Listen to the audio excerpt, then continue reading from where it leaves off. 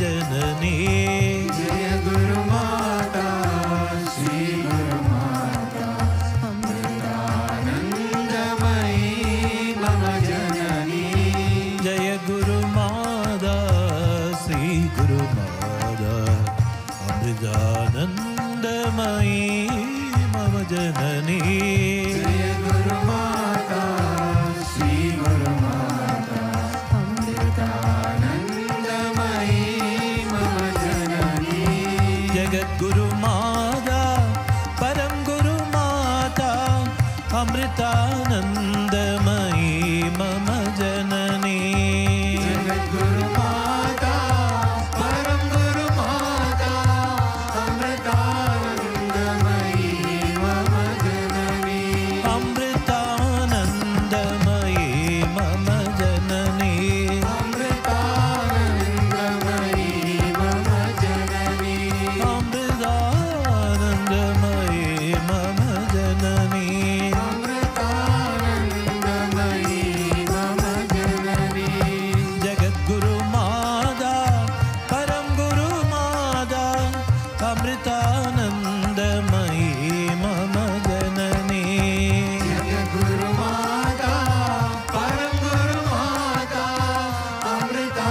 अमृतानंदमयी मम जननी मम गुरु माता दिव्य गुरु माता अमृतानंदमयी मम जननी मम गुरु माता दिव्य गुरु माता अमृतानंदमयी मम जननी मम गुरु माता दिव्य गुरु माता अमृतानंदमयी मम जननी मम गुरु माता दिव्य गुरु माता अमृतानंदमयी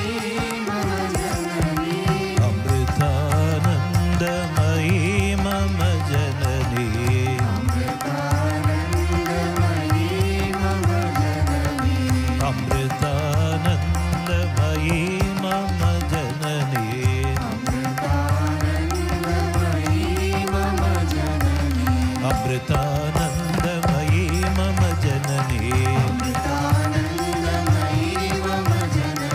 अमृतानंदमयी मम जननी अमृतानंदमयी मम जननी अमृतानंदमयी मम जननी अमृतानंदमयी मम जननी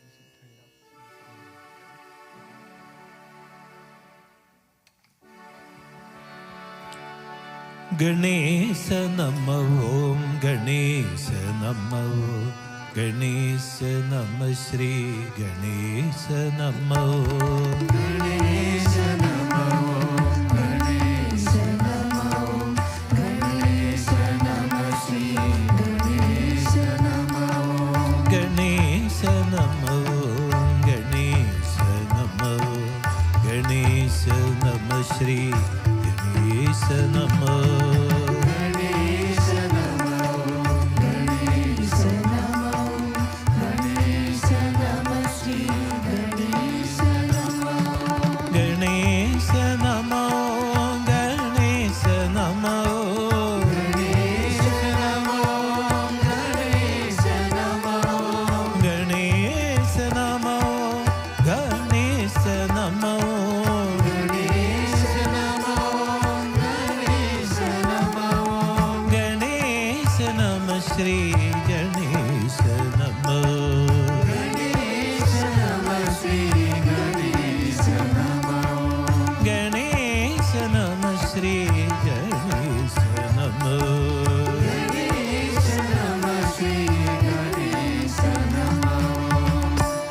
गणनायक शुभफलदायक विघ्नविनाशकारी गणनायक शुभफलदायक विघ्नविनाशकारी हे गणनायक शुभफलदायक विघ्नविनाशकारी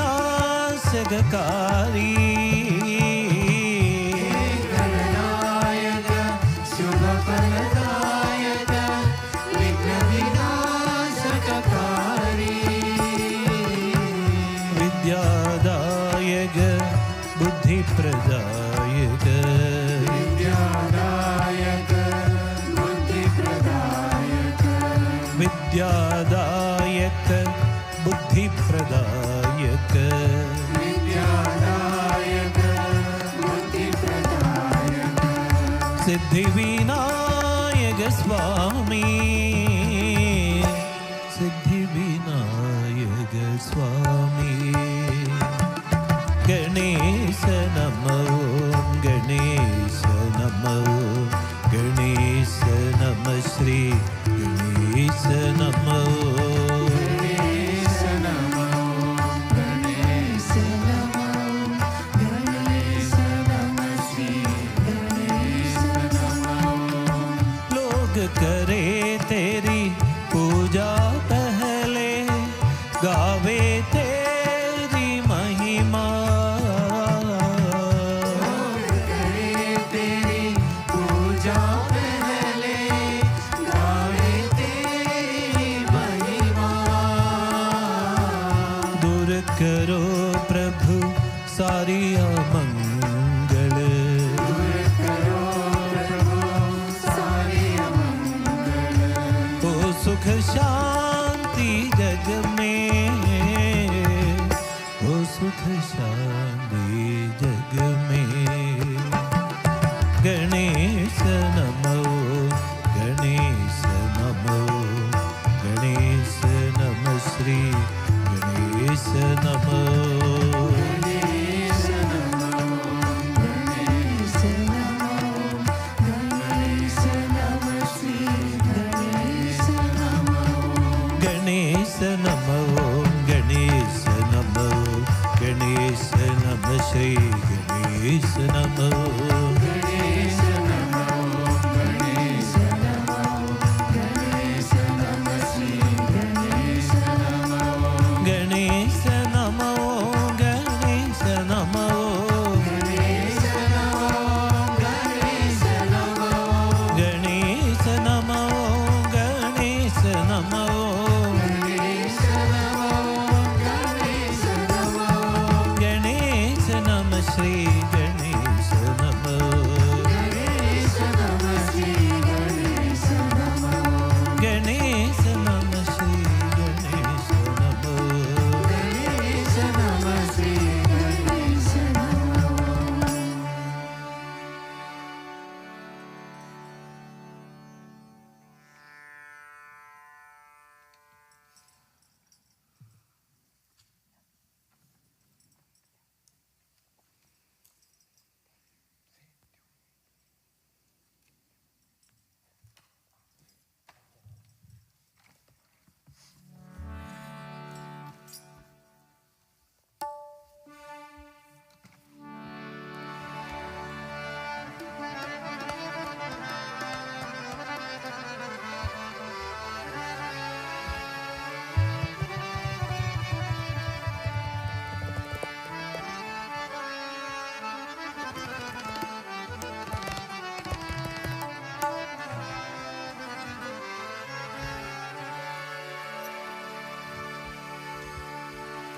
हरिनारायण जय नारायण हरिनारायण गोविंद हरिनारायण जय नारायण हरिनारायण गोविंद हरिनारायण जय नारायण हरिनारायण गोविंद हरिनारायण जय नारायण हरिनारायण गोविंद ब्रह्मा विष्णु शिव मन भावन जय नारायण हरिनारायण ब्रह्मा विष्णु शिव मन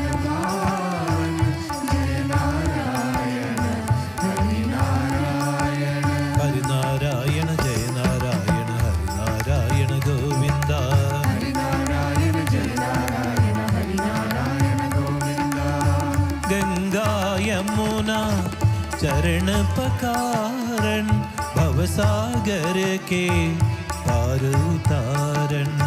गंगा यमुना चरण पखारे, भवसागर के पार उतारन। हरि नारायण जय नारायण, हरि नारायण गोविंदा। हरि नारायण जय नारायण, हरि नारायण गोविंदा। खुद बिछतावन खुद मिलावन, खुद तड़पावन खुद दर्शावन। खुद बिछड़ावन खुद मिलावन, खुद तड़पावन खुद दर्शावन। हरि नारायण जय नारायण, हरि नारायण गोविंदा। हरि नारायण जय नारायण, हरि नारायण गोविंदा। हरि नारायण जय नारायण, हरि नारायण गोविंदा। हरि नारायण जय नारायण, हरि नारायण गोविंदा। दीन दुखी के दुख अपनावन, धीर परे तो धीर बंदावन। दीन दुखी के दुख अपनावन, धीर परे तो धीर बंधावन। जब तब के भी पकड़ न आवन, प्यार पुकारे दौड़ आवन। जब तक से भी पकड़ना आवन, प्यार पुकारे दौड़े आवन। हरि नारायण जय नारायण, हरि नारायण गोविंदा। हरि नारायण जय नारायण, हरि नारायण गोविंदा। हरि नारायण जय नारायण, हरि नारायण गोविंदा। हरि नारायण जय नारायण, हरि नारायण गोविंदा। तन मन गावन जन जन गावन, गावन गावन सब सुख पावन। जन मन गावन जन जन गावन, गावन गावन सब सुख पावन। हरि नारायण जय नारायण, हरि नारायण गोविंदा। हरि नारायण जय नारायण, हरि नारायण गोविंदा। हरि नारायण जय नारायण, हरि नारायण गोविंदा। हरि नारायण जय नारायण, हरि नारायण गोविंदा।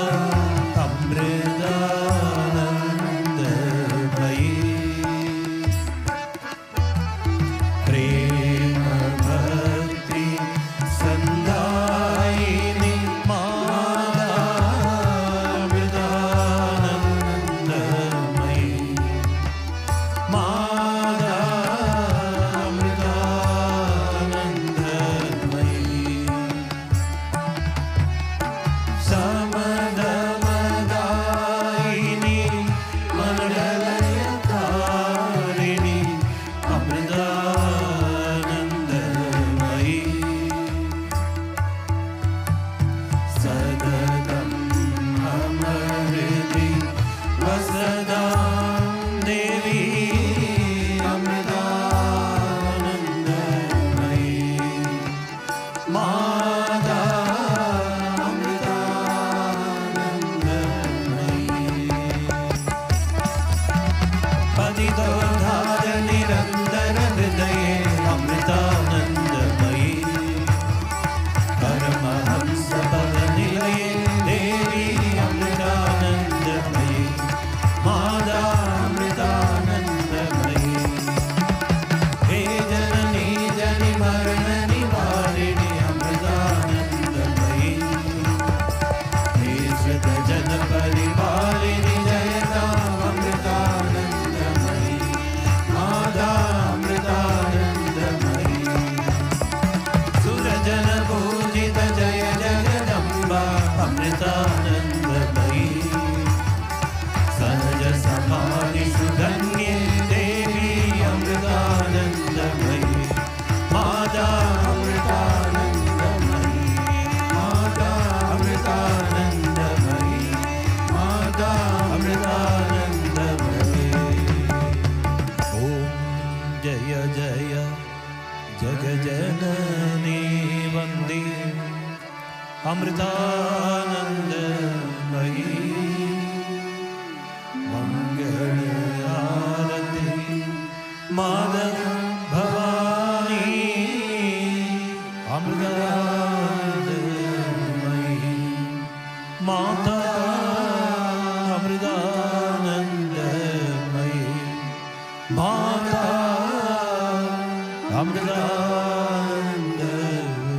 अमृतानंदमयी जय बोलो सद्गुरु माता अमृतानंदमयी देवी की